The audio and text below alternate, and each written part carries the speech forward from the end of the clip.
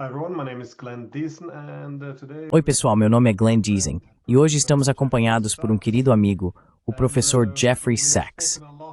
Já falamos muito no passado sobre essa rivalidade entre os Estados Unidos e a Rússia, que está no cerne da rivalidade entre a OTAN e a Rússia, claro. Discutimos os esforços dos americanos e dos russos para acabar com a guerra e restaurar as relações. No entanto, eu queria perguntar a você hoje sobre os europeus e seu papel, porque você acabou de falar no parlamento da UE, e agora seu discurso está por toda a internet. Acabamos em uma situação estranha, ao que parece, onde todos querem que a guerra termine. Encontramos os Estados Unidos, a Rússia, a China, de fato a maior parte do mundo, na mesma página, incluindo a maioria dos ucranianos, aliás, que estão até dispostos a aceitar concessões territoriais para conseguir a paz.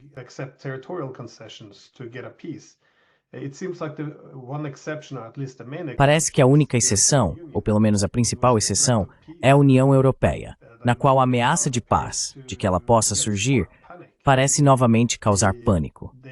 O primeiro-ministro dinamarquês chegou a argumentar que a paz pode ser mais perigosa do que a guerra.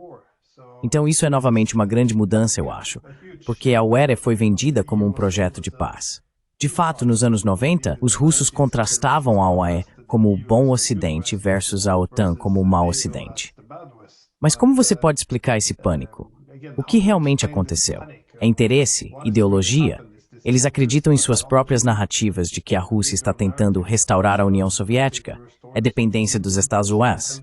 Como você está interpretando essa mudança dramática, eu diria, negativa da União Europeia?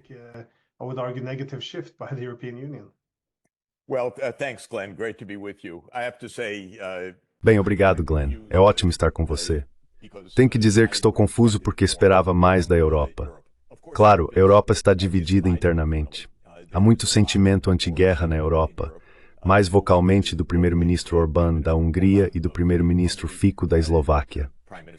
Haverá um novo governo na República Tcheca, muito provavelmente, que será um governo anti-guerra ainda este ano. Então o antigo Império Austro-Húngaro, as terras dos Habsburgos, estarão praticamente unidas contra esta guerra. Há muitas vozes por toda a Europa que querem que a guerra termine. É isso que as pesquisas de opinião pública mostram. Mas os líderes políticos dizem que nem tanto.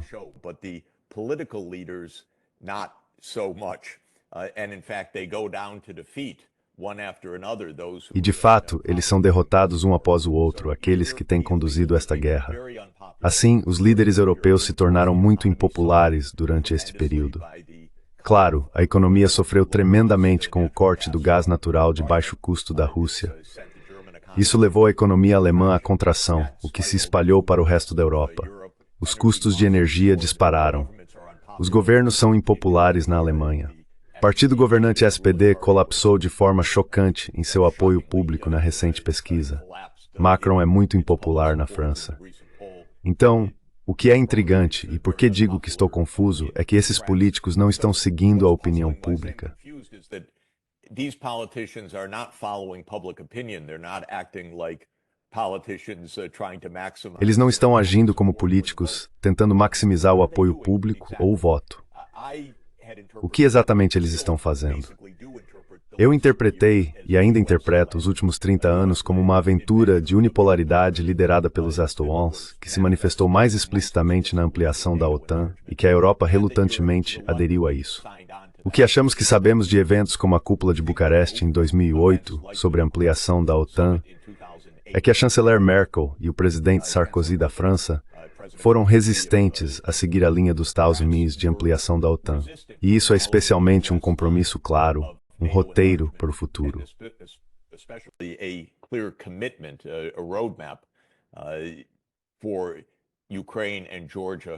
Para a Ucrânia e a Geórgia se juntarem à OTAN. Eles estavam resistentes, mas abandonaram sua resistência na cúpula de Bucareste sob pressão dos Estados Unidos e então aderiram à abordagem dos Estados Unidos.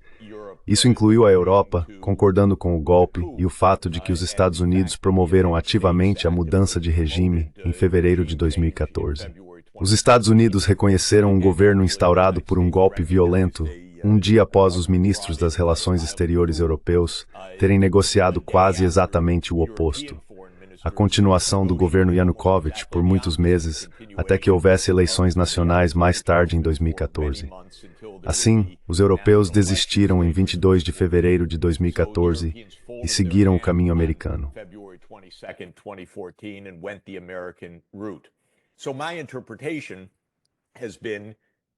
Então, minha interpretação tem sido que a América liderou o que eu chamei de um jogo.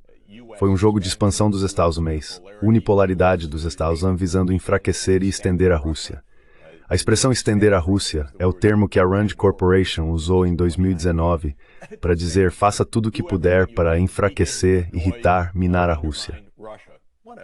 Que política, aliás, simplesmente de tirar o fôlego que adultos se comportem como crianças de maneira tão imprudente. Mas foi isso que eles fizeram. Agora a Europa de repente é apresentada a uma perspectiva de que essa abordagem absurda, fracassada e desastrosa vai acabar. E eles dizem, de jeito nenhum, continua. Continuaremos a guerra. Claro, eles não podem continuar a guerra. Mesmo com os Estados Unidos, a Rússia estava vencendo a guerra no campo de batalha e não seria derrotada.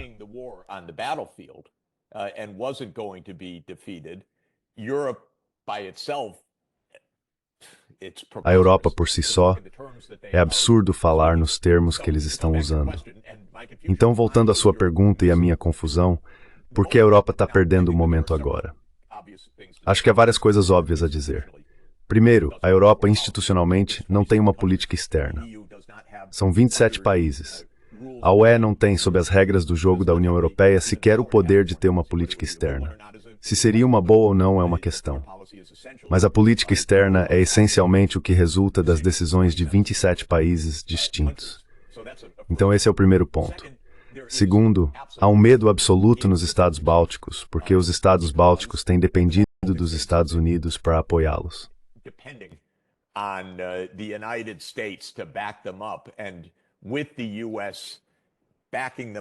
E com os Estados Unidos apoiando-os, eles achavam que podiam ser tão desagradáveis com os russos quanto quisessem, retoricamente, até mesmo com suas próprias populações étnicas russas, tentando banir a língua russa ou as escolas russas, porque achavam que os Estados Unidos estavam ao lado deles. Então, esses pequenos países foram os mais vociferantes, russófobos de todos os países. Por que você se comportaria dessa maneira? Bem, eles contavam com os Estados Unidos para ter o grande bastão que iria protegê-los. E agora os Estados não estão protegendo-os. Então eles estão em pânico, definitivamente. Na minha opinião, o que esses países, os Estados Bálticos, estavam fazendo nos últimos anos era tão perigoso. Se você tem um vizinho poderoso, não passe todos os dias atacando-o, amaldiçoando-o, odiando-o, tentando miná-lo, dizendo que ele deveria se dividir em pedaços. Se você é pequeno e tem um grande vizinho ao lado, nem fale dessa forma. Seja esperto. Don't even talk that way. Be clever. Have statecraft. But they thought, oh, the United States will Tenha diplomacia. Mas eles pensaram, os Estados Unidos vão nos proteger, então podemos ser o mais barulhentos e desagradáveis possível. Ok, agora eles realmente estão em pânico. Mas como alguém pode explicar palavras do primeiro-ministro dinamarquês? Eu não consigo. Toda a teoria que tenho, se eu fosse o primeiro-ministro dinamarquês e estivesse preocupado com uma invasão por uma grande potência, eu absolutamente estaria preocupado com os Estados Unidos da América, porque Donald Trump expressou muito vividamente seu interesse pela Groenlândia. Não acho que o presidente Putin tenha expressado seu apetite voraz pela Groenlândia ou pela Dinamarca. Na verdade, sei que ele obviamente não o fez, mas Donald Trump sim. E então, se você é o primeiro-ministro da Dinamarca, e seu trabalho é a segurança nacional, como pode adotar essa linha de que a guerra contínua é o melhor e ser tão alheio ao que realmente está mudando na geopolítica do seu país?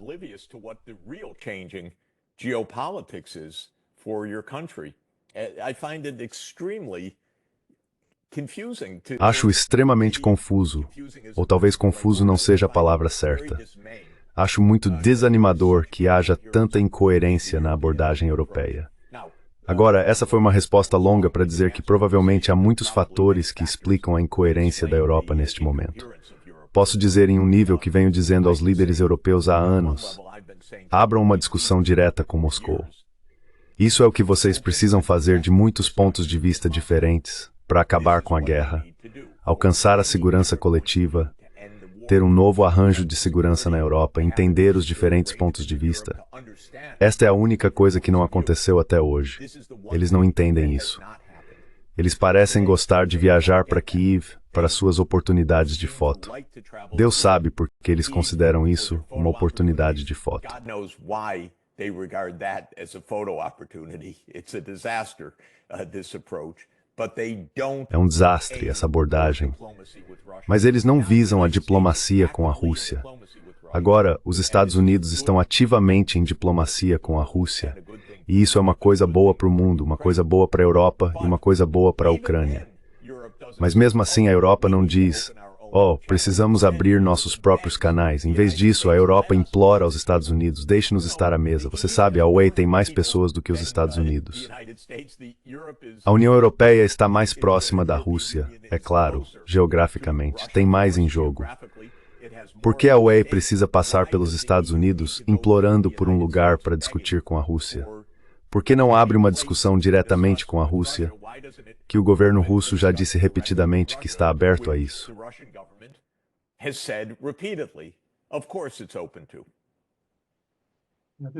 Esta é uma situação interessante em que os europeus estão mais ou menos implorando aos americanos para serem permitidos a fazer parte disso.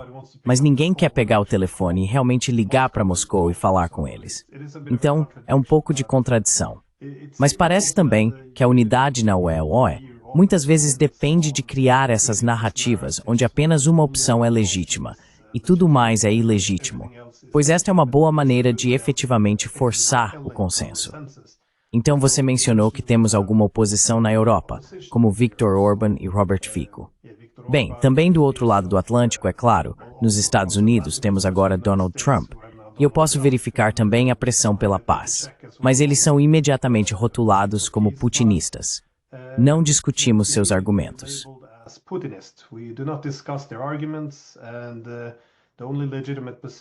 E a única posição legítima é que, novamente, a guerra é o único caminho para a paz. E todos são ou radicalmente de esquerda ou radicalmente de direita se desviarem do que exigimos que seja o consenso. Parece que substituímos o pensamento estratégico por esses slogans moralistas onde só pode haver uma posição. Acabamos frequentemente com esses slogans onde dizemos: você sabe que a OTAN deve ser autorizada a se expandir, porque a alternativa é que a Rússia dite à Ucrânia o que ela pode fazer. Estamos tendo esses outros slogans de que não podemos falar com os russos, como você disse, sem os ucranianos. De fato, até mesmo falar com os russos é problemático, porque poderia encorajar Putin. O que você diria àqueles que essencialmente se apoiam nessas suposições morais por trás desses slogans?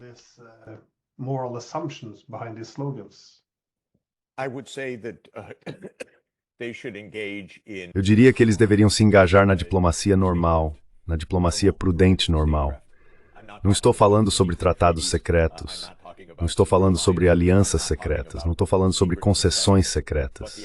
Mas a ideia de simplesmente se engajar com seu contraparte, um contraparte poderoso em seu continente, para discutir questões de importância vital, é a primeira regra da diplomacia.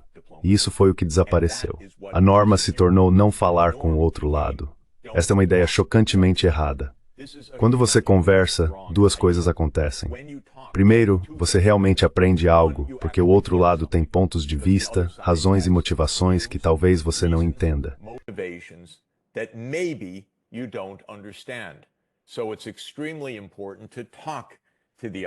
Então, é extremamente importante conversar com o outro lado.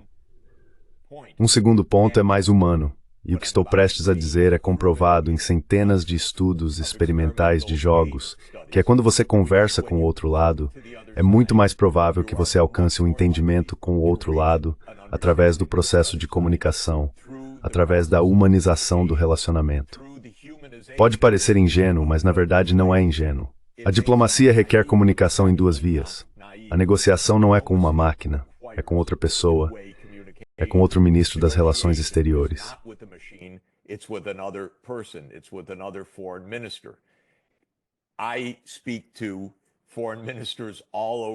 Eu falo com ministros das Relações Exteriores de todo o mundo. Os bons conversam entre si. Acho que em nossas discussões anteriores mencionei uma ocasião bizarra que tive com o G20 quando foi sediado pela Indonésia e os ministros das Relações Exteriores se reuniram em Bali.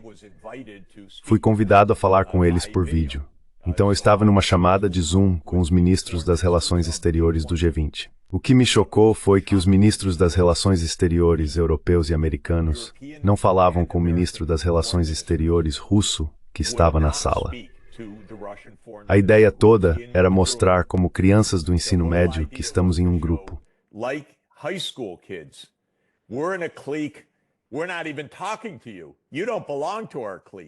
Nós nem estamos falando com você. Você não pertence ao nosso grupo. Foi tão imaturo. Eu fiquei pasmo. Eu podia falar com eles, mas eles não falavam entre si, mesmo estando fisicamente juntos em uma sala. A ideia era não apertar as mãos, não estar em uma foto comum, não ter uma discussão entre si. Então isso se tornou uma norma. E a Europa tem pelo menos 1000 anos, você poderia argumentar 2000 anos, de experiência diplomática, inventando muito do que chamamos de diplomacia. Eles deveriam saber conversar entre si. Eles deveriam entender. O primeiro-ministro da Dinamarca deveria entender que a Rússia estará lá amanhã, estará lá no próximo ano, estará lá em 10 anos. Você está brincando falar desse jeito? Então isso é, eu acho, um colapso dos processos básicos.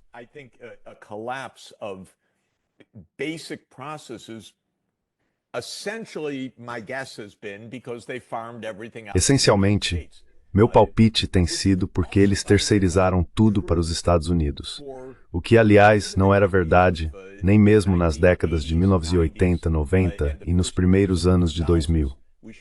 Devemos lembrar que quando os Estados Unidos empreenderam sua guerra absolutamente destrutiva, ilegal e idiota no Iraque em 2003, muitas grandes potências europeias eram contra. Quando os Estados Unidos pressionaram pela ampliação da OTAN em 2008, falei com líderes europeus que me disseram: o que seu presidente está fazendo? Por que ele está fazendo isso? Isso é destrutivo. Mas pela minha experiência, toda a política externa europeia colapsou em 2008. Depois disso, foi apenas seguir a liderança dos Estados Unidos. E estou contando com algum tipo de renascimento disso. É interessante. Nos últimos dias, a Europa mostrou lampejos de uma voz europeia. Não lampejos construtivos, aliás. Of a European voice, not constructive glimmers, by the way. It's been more, we oppose the US, they want peace, we want war. Tem sido mais, nós nos opomos aos Estados Unidos. Eles querem paz, nós queremos guerra. Mas pelo menos é uma posição europeia. Vou considerar isso como um modesto passo à frente. Pelo menos a Europa está falando como Europa. Agora, se eles pudessem pensar de forma diferente um pouco, perceberiam que a beligerância está condenada ao fracasso, porque a Europa não pode apoiar a Ucrânia numa guerra e a Ucrânia não pode ser vitoriosa. Só pode perder centenas de milhares de pessoas a mais e grandes quantidades de território, aliás, se esta guerra não acabar. E a Europa deveria diminuir seu pânico de que a Rússia está prestes a invadir a Europa, o que não está, e abrir o que a Rússia tem pedido, na verdade, há 30 anos, que é uma verdadeira diplomacia sobre segurança coletiva no continente europeu. E se fizer isso, e eu não estou desistindo disso, seria uma grande mudança construtiva. A major constructive change, and it could come sooner than we think. Sabe, acho que esse também é o único resultado pacífico que realmente beneficiaria a todos se houvesse uma revisão da discussão sobre uma arquitetura de segurança europeia real, como se pudéssemos reviver o conceito de segurança indivisível, que era o principal até surgirmos com a ideia de uma paz hegemônica. Sim, isso eventualmente seria bom para a Ucrânia também, porque quanto mais ameaçada a Rússia se sentir, mais agressivamente ela reagirá. E isso é uma péssima notícia para os estados da linha de frente que estão na fronteira com a Rússia.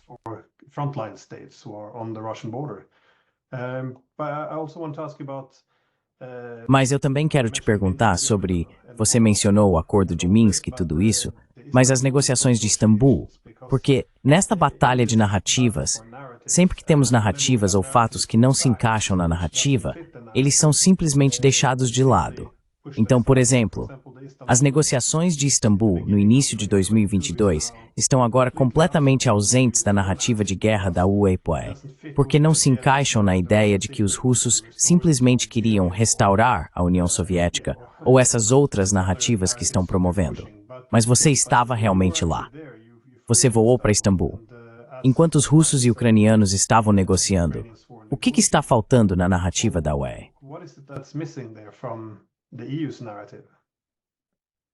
Russia's aim in 2020. O objetivo da Rússia em 2022, com a operação militar especial, como eu interpreto, era forçar a Ucrânia, se posso usar esse termo porque estava sob coerção, a retornar à neutralidade, o que teria beneficiado a todos, Ucrânia, Rússia, Europa, todos. Então estava pressionando por algo que fazia total sentido. A Ucrânia como neutra teria sido segura, teria sido estável, não teria sido uma zona de guerra. Mas os Estados Unidos odeiam a neutralidade. You're sir. A neutralidade é uma violação do ou você está conosco ou está contra nós. Se viver neutro, é apenas contra nós. Irá vir-nos a nós. If you claim to be neutral, you're just against us. That was the US view. So, what Russia's war aim was. Então, o objetivo de guerra da Rússia, em fevereiro de 2022, era a neutralidade na Ucrânia e, finalmente, a implementação de algo como o Minsk II, que era autonomia e proteção para a população étnica russa. Esses eram objetivos limitados. Eles não pediam a anexação do Donbass. Isso foi algo que surgiu mais tarde no ano. Não era um objetivo em fevereiro de 2022 e não estava em pauta em março de 2022. Agora sabemos de tantos participantes, dos que eu conversei em Ankara, na verdade, os mediadores turcos, dos russos, dos ucranianos, dos americanos, dos britânicos. Sabemos de tantas fontes diferentes que os dois lados estavam perto de um acordo e foi frustrado pelos Estados Unidos e Reino Unido. Boris Johnson foi talvez o mensageiro no final que colocou um ponto final nisso.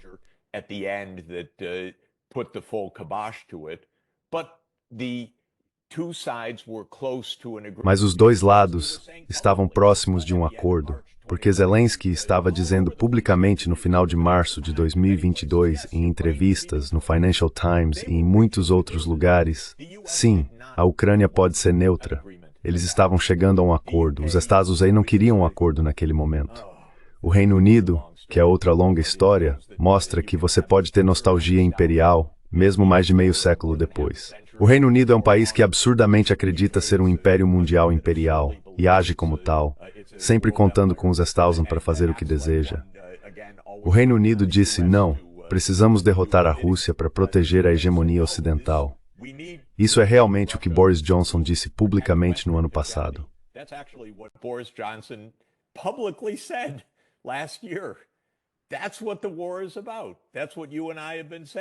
É disso que a guerra se trata. É isso que você e eu temos dito. É isso que é claramente o caso. E assim, a ausência deste episódio na narrativa europeia é importante, como você diz, porque isso mostra que a narrativa europeia é completamente uma narrativa que não faz sentido. Não é verdade o que aconteceu. Não é verdade como isso se desenrolou. Você se pergunta, no entanto, se eles sabem e simplesmente se recusam a dizer a verdade. Ou eles não sabem, porque alguns deles não são muito sofisticados e talvez acreditem em suas próprias narrativas ou em qualquer narrativa que vinha de Washington e assim por diante. É um pouco confuso tentar entender como eles podem estar tão equivocados.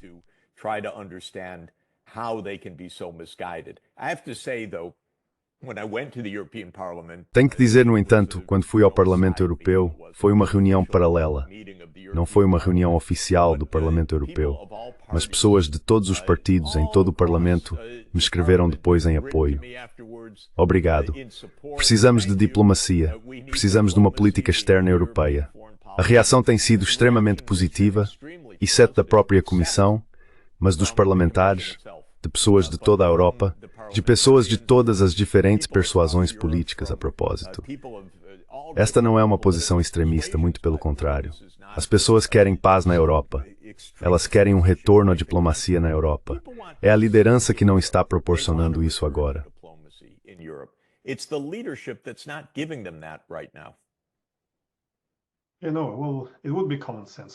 Seria uma questão de bom senso, porque no momento o plano da UE parece ser ir contra o mundo, usar dinheiro que não tem para comprar armas que não existem.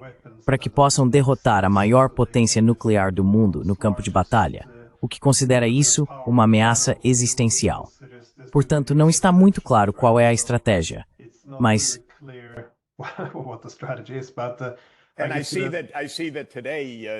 E vejo que hoje os britânicos estão pedindo a confiscação total dos ativos da Rússia. Claro, é fácil para o Reino Unido dizer à Europa para confiscar os ativos da Rússia, destruir completamente sua credibilidade, sua posição no mundo das finanças, sua posição no mundo da economia monetária. É isso que os britânicos fazem hoje em dia. Eles falam com arrogância, eles falam bobagens, como a grande potência imperial sacrificando todos os outros.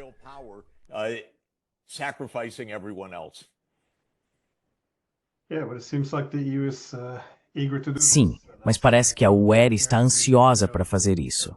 E enquanto Trump se prepara para se afastar da Ucrânia após esta guerra por procuração ter sido perdida, isso foi descarregado nos europeus. E os europeus parecem muito dispostos, de fato, excessivamente ansiosos para assumir este desastre. É chocante que não estejamos tendo discussões reais sobre realmente conversar com os russos e discutir questões de segurança europeia. Como eu disse, eles provavelmente estão presos em suas próprias narrativas após 3 anos afirmando estar lutando contra o novo Hitler. Acho que seria muito difícil aceitar que o lado oposto possa ter preocupações legítimas. Mas de qualquer forma, aqui estamos. Professor Sachs, muito obrigado pelo seu tempo. Eu realmente aprecio isso. Sei que você tem muito a fazer. De fato, você está de saída no momento, então eu agradeço.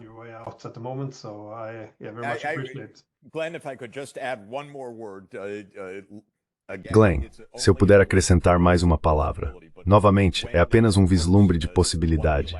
Mas quando Merz venceu a eleição na Alemanha, é claro, ele fez uma declaração logo em seguida, dizendo que parte do seu trabalho será entender que a Europa precisará ter uma posição independente dos Estados Unidos. Esta foi, na verdade, uma declaração bastante clara. Novamente, como discutimos, qual será essa posição independente, se está do lado certo ou do lado errado, isso é outra questão. Mas você sabe, a Alemanha é importante nisso, é claro, central. Haverá um novo chanceler. Houve uma rejeição da política passada. Existe a realidade das negociações entre os Estados Unidos e a Rússia.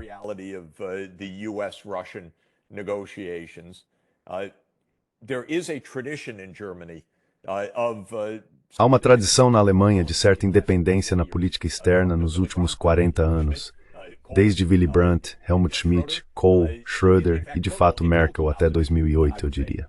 Talvez.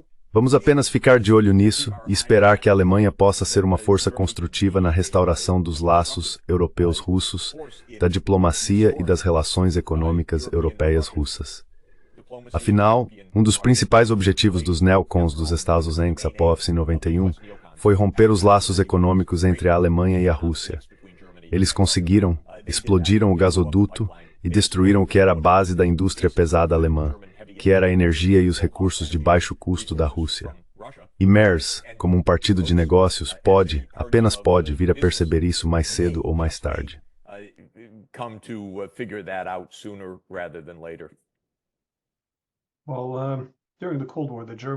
Bem, durante a Guerra Fria, os alemães, quando se opunham aos Estados Unidos, geralmente era para melhorar as relações com Moscou.